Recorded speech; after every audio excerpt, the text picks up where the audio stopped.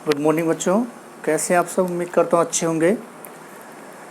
अभी तक हमने इलेक्ट्रोस्टैटिक्स सीरीज़ में जो 10 to 15 लेक्चर्स हमने अप्रॉक्सीमेट कवर किया है, उसमें electric field due to continuous charge system, ठीक है, 1 डायमेंशनल कंप्लीट कर दिया है। 2 डायमेंशनल हमने स्टार्ट किया है, उसमें circular disc and infinite sheet, ठीक, ये दोनों हमने कंप्लीट कर दिया है। अब इसके बाद जो नेक्स्ट हमारा उसी के बेस पे न्यूमेरिकल टाइप ही समझ लो या आप थ्योरेटिकल टाइप समझो। अब जो हमारा जो टॉपिक है वो है हेमी स्फेरिकल कप, ठीक है। एक हेमी स्फेरिकल कप है और उसका रेडियस आर है, उस पे charge density sigma coulomb per metre square दिया है। उसकी वजह से सेंटर पे इलेक्ट्रिक फील्ड क्या होगी ये हमें फाइंड करना है। तो हमारा जो ऑब्जेक्टिव है, जैसा कि आपको दिखाई दे रहा होगा, ये हेमी स्फेरिकल कप है, ये इसका सेंटर है, रेडियस आर है, sigma coulomb per metre square इसका चार्ज डेंसिटी दिया है, सरफेस चार्ज डेंसिटी। अब इस सेंटर पे इलेक्ट्रिक फील्ड फाइंड करना है। तो सबसे बड़ा पॉइंट यहाँ पे ये है कि ये क्या एक डिस्क्रीट चार्ज सिस्टम है? नहीं।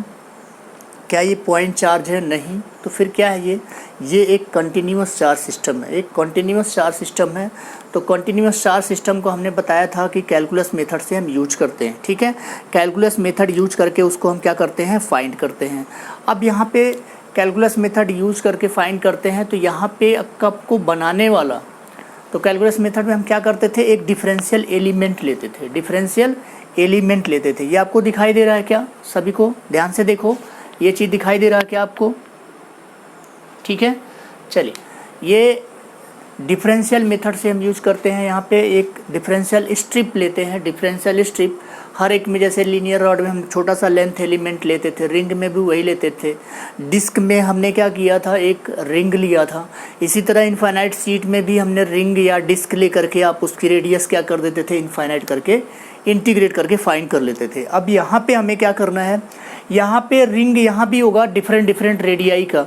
अभी जो हमने एक रिंग लिया है उसका रेडियस स्मॉल आर है और उस पर जो चार्ज है डी क्यू है और उसका जो थिकनेस है वो आर डी थीटा है। तो ये चीज़ आप पहले समझ जाओ, रेडियस उसका स्मॉल आर है, चार्ज उस पर डी क्यू है, थिकनेस उसका आर डी थीटा है, ठीक है। अब ये हमारा एक पॉइंट चार्ज की तरह बिहेव करेगा और पॉइंट चार्ज की तरह बिहेव करेगा। और ये डिस्टेंस आप यहाँ से ध्यान से देखो, अगर ये हमारा आर है, ये डिस्टेंस हमारा आर है, ये मान लो हम कुछ वाई डिस्टेंस ले रहे हैं। क्या ले रहे हैं? ये डिस्टेंस हमने इसका कितना ले लिया, सेंटर से वाई डिस्टेंस ले लिया, ठीक है। अब इलेक्ट्रिक फील्ड हमें फाइंड करना है। ये एक सर्कुलर रिंग है, रिंग की वजह से आप देखो एक बार फार्मूला देख लो एक बार फिर।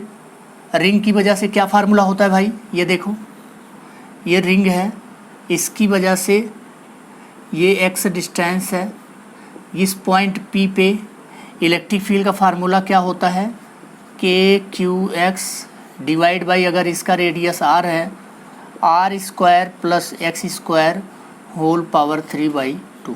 ये रिंग की वजह से होता है। ये क्या है, ये रिंग है। आपके समझने के लिए मैंने इसको कर दिया, ड्रॉ कर दिया है। अब देखिए, इसको दिखाई दे रहा है क्या आपको? सभी को दिखाई दे रहा है ये, ठीक है ना। तो जो रिंग की वजह से एक्सिस पे, रिंग की वजह से जो एक्सिस पे फार्मूला होता है वो यही होता है, ठीक है। रिंग की वजह से जो एक्सिस पे फार्मूला होता है इलेक्ट्रिक फील्ड का, वो ये होता है। अब यहाँ पे देखो, ये जो पॉइंट सी है, पॉइंट सी इस रिंग के, ये जो रिंग है, इस तरफ का जो रिंग है, इस रिंग के एक्सिस पे है पॉइंट सी। कितनी डिस्टेंस पे है, वाई डिस्टेंस पे। तो क्या इससे हम इलेक्ट्रिक फील्ड का फार्मूला लिख सकते हैं? लिख सकते हैं। बहुत सिंपल हो गया। मेन चीज़ यही था कि इसमें डिफरेंशियल एलिमेंट क्या लेना है, रिंग लेना है, उस पर चार्ज डी क्यू लेना है, वो पॉइंट चार्ज की तरह बिहेव करेगा और उसका जो थिकनेस होगा वो आर डी थीटा होगा। क्लियर हो गया? यहाँ तक आई बात समझ में? चलिए अब स्टार्ट करते हैं। Let us we take differential element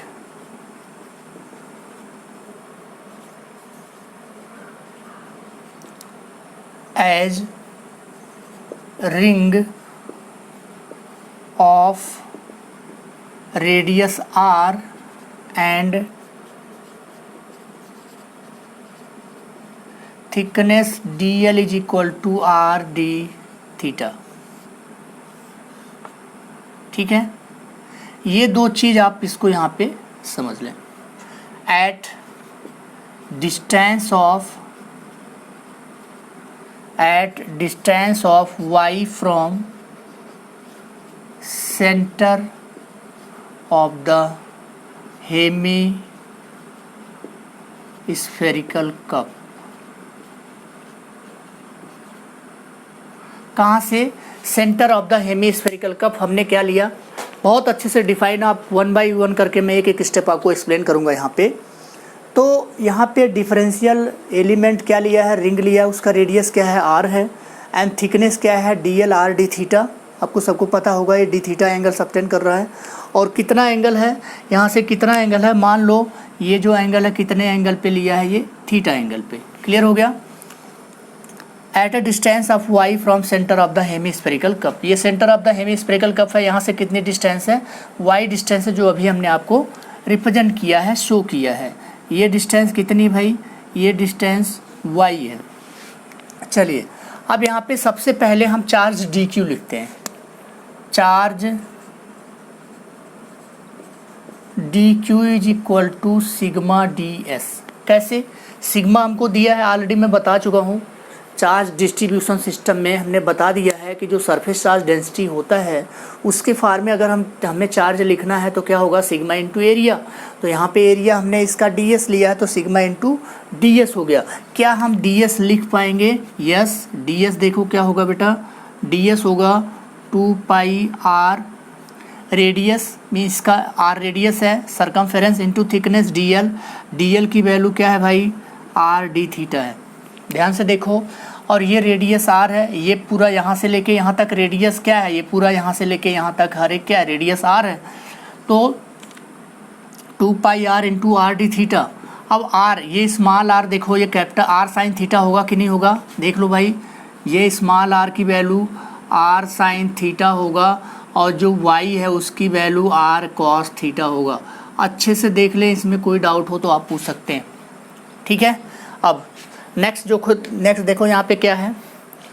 ये 2 पाई r d थीटा है। ठीक, इसकी वैल्यू रख दीजिए। स्मॉल r की वैल्यू कितनी है? r sine theta, r sine theta into r d theta. This becomes 2 pi r square sine theta d theta. This is equation number 1। ये किसकी वैल्यू आ गई भाई? ds की। तो dq की वैल्यू क्या आ जाएगी? dq आ गया 2 pi r square sigma sine theta d theta. This is equation number 2। अच्छे से देख लें, इसमें कोई डाउट हो तो आप पूछ सकते हैं।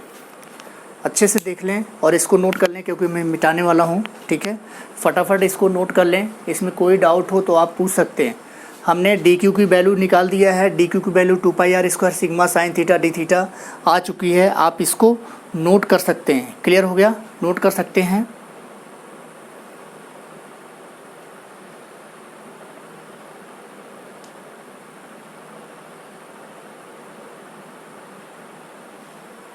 ठीक है भाई, इसमें कोई डाउट है? बोलो। ठीक है ना? चलिए अब मिटा दें इसको। यहाँ तक नोट कर लिया? ठीक है।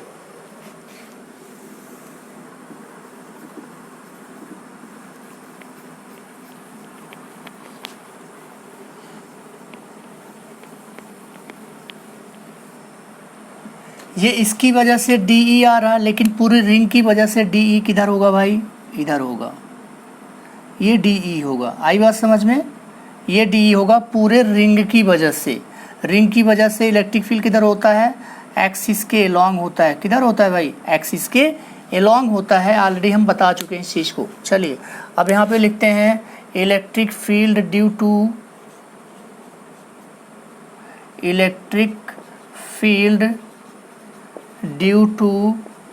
ड्यू टू डिफरेंशियल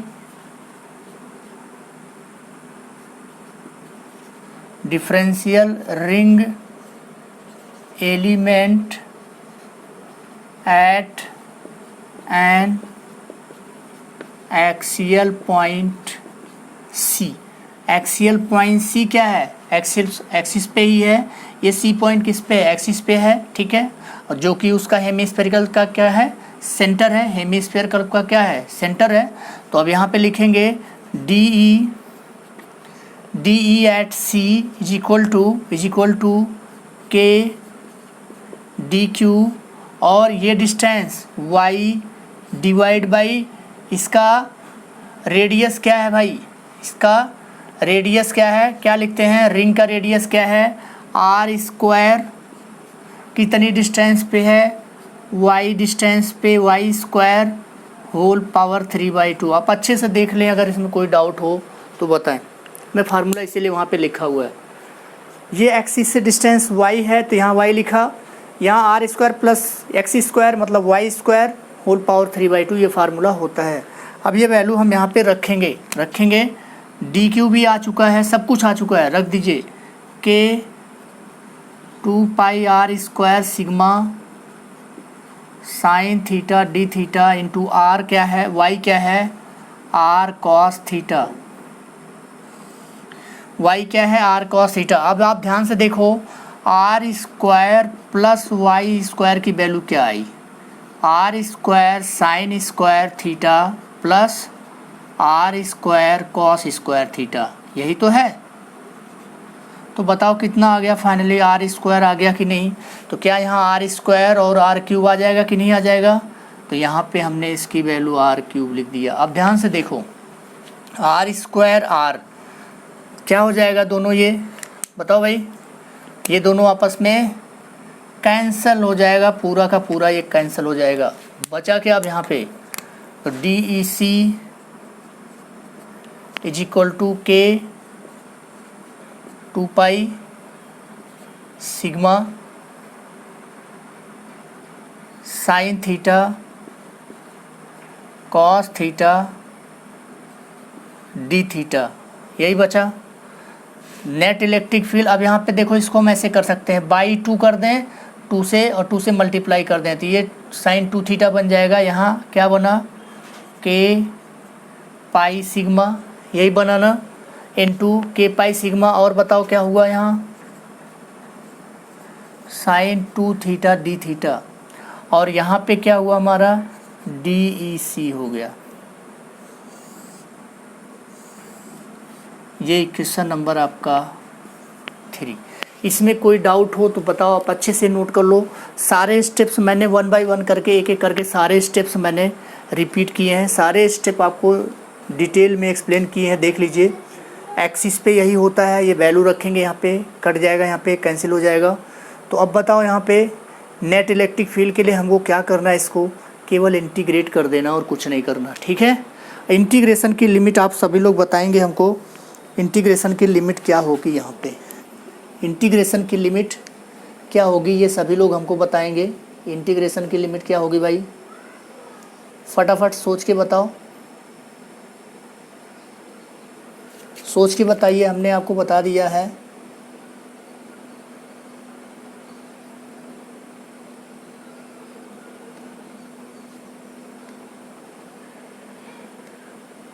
सोच के बताइए सभी लोग, हमने बता दिया ऑलरेडी आपको इसको, ठीक है। लिमिट बताइए क्या होगी, कहाँ तक इसको इंटीग्रेट करेंगे, बता दें, ठीक है। चलिए, तो अब फाइनल स्टेज में पहुंच रहे हैं हम, यहाँ पे फाइनल स्टेज में नेट इलेक्ट्रिक फील्ड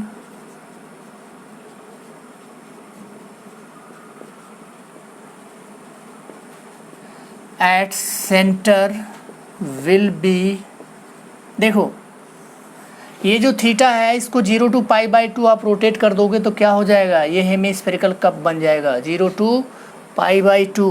तो E C is equal to integration of D E C, that is, और कहाँ से कहाँ तक, 0 to π/2 के sigma pi sine 2 theta D theta. देखिए ये ले लीजिए बाहर, तो अब के की वैल्यू 1/4 पाई एप्सिलॉन नॉट रखेंगे, तो आप देखो यहाँ पे सिग्मा बाई 4 एप्सिलॉन नॉट बच गया। यहाँ पे क्या आया, sine 2 theta minus cos 2 theta and divide by 2।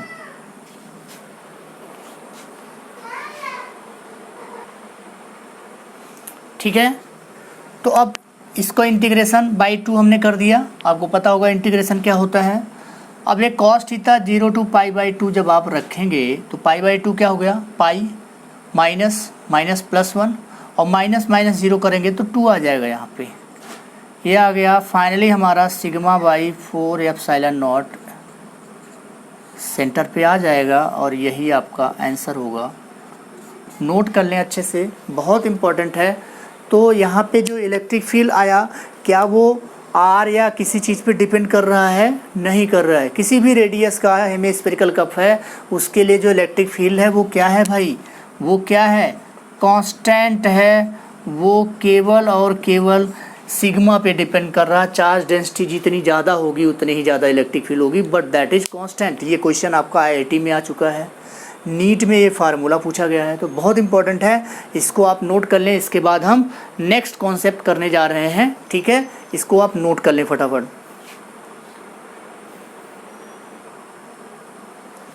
तो इसके पहले हमने आपको हेमिस्फेरिकल कप कराया, ठीक। हेमिस्फेरिकल कप की वजह सेंटर पे कितना इलेक्ट्रिक फील्ड आया था, सिग्मा बाई 4 एप्सिलॉन नॉट। उसका रिजल्ट आप याद रखना, बहुत इंपॉर्टेंट है, पूछा जाता है, ठीक है। डिफरेंट चार्ज डेंसिटी देके आपको पूछ सकता है किन किन चीज़ों पर डिपेंड करता है। तो आपने देखा कि कांस्टेंट है, केवल सिग्मा ही आ रहा है, उसमें रेडियस नहीं आ रहा, मतलब हर एक रेडियस के लिए कांस्टेंट है वो। अब यहाँ पे देखिए, यहाँ पे ये हमारा क्या है, electric field due to uniformly charge metal sheet है। चार्ज यूनिफॉर्मली, ठीक है, लार्ज चार्ज तो ही है, लार्ज मेटल शीट है, यूनिफॉर्मली चार्ज है, ठीक है। अब लार्ज मेटल शीट है, मेटल पे आपको सबको पता है, मेटल मीन्स कंडक्टर हो गया।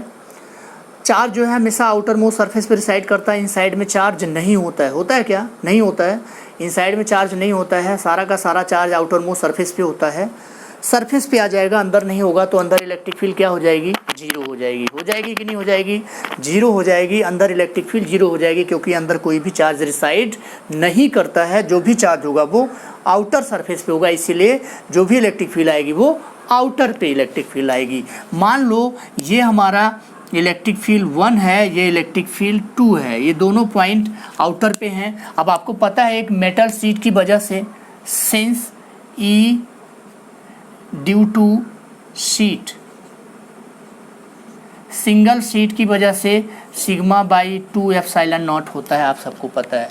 सो ई आउट 1। अब देखो, इसकी वजह से इलेक्ट्रिक फील्ड इधर होगा, इसकी वजह से इलेक्ट्रिक फील्ड इधर होगा, दोनों ही क्या हो जाएगा, यहाँ पे ऐड हो जाएगा। Sigma by 2 epsilon not, sigma by 2 epsilon not, and this becomes sigma by epsilon naught. This is very important result, और यही हमारा E out 2 भी हो जाएगा। और मैं आपको बता दूं, ये NCERT का क्वेश्चन है, बोर्ड में रिपीटेड क्वेश्चन है, मोस्टली रिपीटेड, बहुत कई बार पूछा गया है और IIT में भी पूछा गया है, ठीक है। तो this becomes sigma by 2 epsilon naught plus sigma by 2 epsilon naught and that become sigma by epsilon naught. तो दोनों ही इक्वल है and this is also equal to E out 1। अच्छे से रिजल्ट आप देख लें, कॉन्सेप्ट इम्पॉर्टेंट है कि मेटल के अंदर इलेक्ट्रिक फील्ड जीरो है, मेटल शीट है, बाहर की तरफ हमारा सिग्मा बाई एप्सिलॉन नॉट है, ठीक है। तो इसको आप नोट कर लें अच्छे से। अब नेक्स्ट कॉन्सेप्ट मैं स्टार्ट करने जा रहा हूँ, नेक्स्ट टॉपिक इसका। तो जैसा कि आपको दिखाई दे रहा है, अब जो है हमारा जो नेक्स्ट टॉपिक है वो है, इसके पहले हमने जो मेटल चार्ज शीट किया था, लार्ज, ठीक है, चार्ज शीट थी, काफ़ी लार्ज शीट थी, वो मेटल थी, तो उसके अंदर में देखा इलेक्ट्रिक फील्ड जीरो था, बट बाहर सिग्मा बाई एप्सिलॉन नॉट था, याद रखना रिजल्ट वो। इसके बाद अब ये जो टॉपिक है, इलेक्ट्रिक फील्ड इनसाइड अब charge metal bodies. Charge metal bodies वैसे भी आप जानते हैं, अगर मेटल बॉडी है तो उसके अंदर इलेक्ट्रिक फील्ड नहीं होता है। मतलब क्या है, मतलब ये है कि उसके अंदर जो electric field, net electric field है वो जीरो है। नेट इलेक्ट्रिक फील्ड वो जीरो कैसे होता है वही मैं यहाँ पे एक्सप्लेन करने वाला हूँ। जीरो कैसे होता है, अब आप देखो, हमने जब स्टार्टिंग में इसको चार्ज दिया, जब हमने इसको स्टार्टिंग में चार्ज दिया तो मैं आपको चार्ज की प्रॉपर्टीज़ में ऑलरेडी बता चुका हूँ, चार्ज क्रिएशन में बता चुका हूँ कि जो चार्ज डिस्ट्रीब्यूशन है, जो चार्ज होता है, यहाँ पे जो चार्ज डेंसिटी होती है वो inversely proportional to local radius of curvature. ये क्या होता है भाई? लोकल रेडियस ऑफ कर्वेचर होता है। ये होता है लोकल रेडियस ऑफ कर्वेचर, इसके इन्वर्सली प्रोपोर्शनल है। तो यहाँ पे रेडियस आप देखो बहुत कम है, रेडियस बहुत कम है यहाँ पे, तो इसका यहाँ पे चार्ज डेंसिटी सबसे ज़्यादा होगा, सबसे ज़्यादा चार्ज एक्यूमुलेट हो जाएगा, और इधर चार्ज बहुत कम होगा। अगर इनसाइड हम किसी पॉइंट पे, मान लो इस पॉइंट की बात करें, यहाँ पे हम इलेक्ट्रिक फील्ड चेक करना चाहते हैं, तो स्टार्टिंग में तो जब चार्ज डिस्ट्रीब्यूट होगा, स्टार्टिंग में तो E1 ग्रेटर देन E2 होगा, लेकिन धीरे धीरे जब चार्ज को बढ़ाएंगे तो E2 इस तरह से सेट करेगा कि जो E1 है उसके इक्वल हो जाएगा, और नेट इलेक्ट्रिक फील्ड क्या हो जाएगा? जीरो हो जाएगा। यही चीज़ आपको समझना है। दैट मीन्स अगर यहाँ पे एक इलेक्ट्रॉन हम रख दें, एक इलेक्ट्रॉन इसके अंदर में किसी ढंग से रख दें, तो उसके ऊपर कोई भी फोर्स नहीं लगेगा। यही चीज़ मैं आपको एक्सप्लेन कर रहा हूँ, ठीक है। तो इन स्टार्टिंग क्या होता है यहाँ पे? इन स्टार्टिंग जो E1 है this is greater than E2। E1 किसकी वजह से? इधर वाले चार्ज की वजह से। E2 किसकी वजह से? इधर वाले चार्ज की वजह से। इधर वाले चार्ज क्या है? कम है, स्ट्रेंथ इनकी कम है, इनकी स्ट्रेंथ ज़्यादा है, तो E1 ज़्यादा होगा। But after some time this E1 is equal to E2, this implies net electric field inside is equal to 0. So no force applied on electron, that is Fe is equal to 0. This is very important.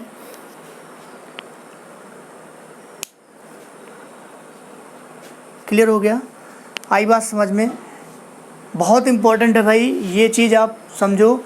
Metal sheet के अंदर पहले जब starting में, जैसे starting आपने charge transfer शुरू किया, सबसे पहले चार्ज सबसे ज़्यादा एक्यूमुलेट हो जाएगा इस साइड में, फिर धीरे धीरे इधर, और यहाँ एक्यूमुलेट सबसे ज़्यादा होगा स्टार्टिंग में। तो इसका मतलब क्या हुआ कि जो इसकी वजह से इलेक्ट्रिक फील्ड E1 है और जो इसकी रेस्ट पार्ट की वजह से है वो उससे ज़्यादा होगा। बट धीरे धीरे जब चार्ज को हम डिस्ट्रीब्यूट कर रहे हैं, कंटिन्यूसली इसमें ट्रांसफ़र कर रहे हैं, सप्लाई कर रहे हैं, तो होगा क्या? धीरे धीरे E2 की वैल्यू भी बढ़ती चली जाएगी, और कहाँ तक बढ़ेगी? जब तक कि वो E1 की इक्वल नहीं हो जाती तब तक बढ़ेगी। जैसे E1 की इक्वल हो जाएगी वो बढ़ना स्टॉप कर देगी, क्योंकि इनसाइड में हर पॉइंट पे अब इलेक्ट्रिक फील्ड क्या हो जाएगा? E इनसाइड हर पॉइंट पे क्या हो जाएगा भाई? 0 हो जाएगा। इसको नोट कर लें, इम्पोर्टेंट कॉन्सेप्ट है। इसके बाद मैं आपको नेक्स्ट कॉन्सेप्ट बताने वाला हूँ, फटाफट इसको नोट कर लें। आई थिंक यहाँ तक आपको समझ में आ गया होगा, ठीक। इसमें कोई डाउट हो तो आप पूछ सकते हैं। अब मैं जो आपको नेक्स्ट टॉपिक जो है वो न्यू लेक्चर में कराऊंगा, ठीक है, क्योंकि उसमें जो है सिलेंडर पार्ट हम कवर करेंगे, हॉलो सिलेंडर, सॉलिड सिलेंडर, और जो अभी तक हमने इनफाइनाइट शीट जो लिया था वो हमने थिन इनफाइनाइट शीट लिया था। तो अब नेक्स्ट लेक्चर में उसको हम थिक इनफाइनाइट शीट लेंगे, उसकी वजह से इलेक्ट्रिक फील्ड कैसे फाइंड करते हैं। तो ये सब टॉपिक अब हम नेक्स्ट क्लास में करेंगे, नेक्स्ट लेक्चर में करेंगे। तब तक के लिए आपको बाय। और अगर आपको अच्छा लग रहा हो लेक्चर तो प्लीज़ लेक्चर को लाइक एंड सब्सक्राइब करें। And thank you for watching this. Have a nice day.